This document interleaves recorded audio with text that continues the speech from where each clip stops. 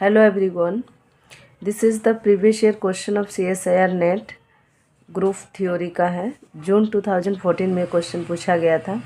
The symmetry point group of propyne is, यानी कि propyne का पॉइंट ग्रुप पूछा गया है। क्या है ऑप्शन इसमें? प्रोपाइन का पॉइंट ग्रुप क्या हो सकता है? C3, C3b, D3 and D3d। अगर हम प्रोपाइन का स्ट्रक्चर देखें, प्रोपाइन प्रोप मीन्स 3 कार्बन होगा, 1 2 3, और YNE it means carbon carbon के बीच में ट्रिपल बॉन्ड होगा। अगर हम इसका जियोमेट्री देखें तो इस तरह से उसका कुछ जियोमेट्री बनेगा। अगर हम इसका 3D इमेज देखें इस प्रोपाइन का तो कुछ इस तरह से वो अरेंज्ड होगा। This is the first carbon, second carbon and third carbon. First carbon and second carbon के बीच में ट्रिपल बॉन्ड होगा, यानी ये हाइड्रोजन है। देन यहाँ से 3 कार्बन है। यहाँ से अगर हम देखें इस कार्बन का, अगर हम देखें हाइब्रिडाइजेशन तो sp3 होगा, इसका sp होगा, इसका भी sp होगा। यानी कहीं ना कहीं ये जो है ये वाला कार्बन यानी थर्ड कार्बन जो है ये हमारा टेट्राहाइड्रल जियोमेट्री बना रहा है। अगर हम इस ओवरऑल कंपाउंड का अगर हम जियोमेट्री की बात करें तो ये वाला जो पोर्शन है, अगर ये इस जियोमेट्री को यानी प्रोपाइन के जियोमेट्री को अगर हम कंपेयर करें अमोनिया के जियोमेट्री के साथ, यह है अमोनिया का जियोमेट्री, यानी कि नाइट्रोजन यहाँ पे सेंटर एटम है, 3 हाइड्रोजन है और एक लोन पेयर प्रेजेंट है।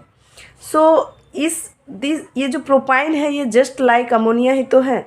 अगर हम इसके लोन पेयर के जगह पे इसको हम पकड़ लें तो इसका भी जियोमेट्री वही होगा जो हमारा अमोनिया का होता है।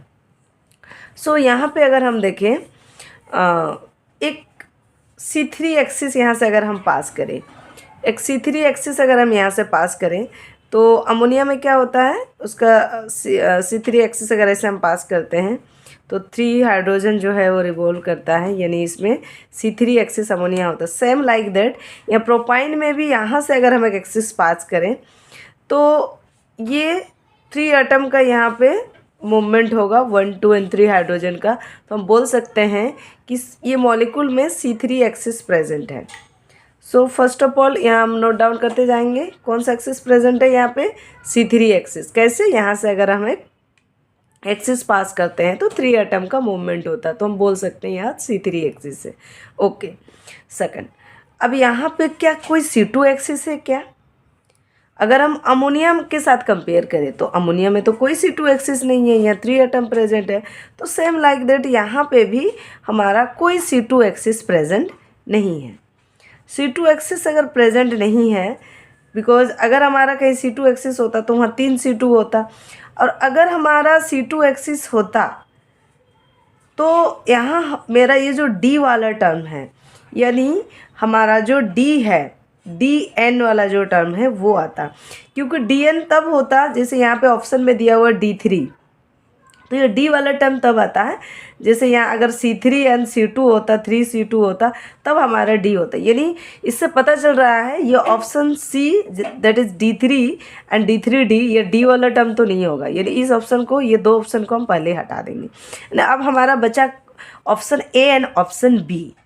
अगर हम ऑप्शन A की बात करें तो यहाँ पे C3 है एंड B में क्या है, C3 भी है। तो ये C3 भी कब होगा? जब हमारा कोई भी सिग्मा V प्रेजेंट होगा। तो सिग्मा V हम कैसे फाइंड आउट करते हैं? सिग्मा V फाइंड आउट करने के लिए अगर हम अमोनिया में देखें, यहाँ से अगर हम एक प्लेन पास करें तो ये लोन पेयर, ये नाइट्रोजन एटम हमारे इस हाइड्रोजन एटम को कट करते हुए पास करेगा, यानी हम बोल सकते हैं यहाँ पे सिग्मा V प्रेजेंट है। जैसे अमोनिया में सिग्मा V प्रेजेंट है वैसे इस मॉलिक्यूल में ये तो वैसे ही है।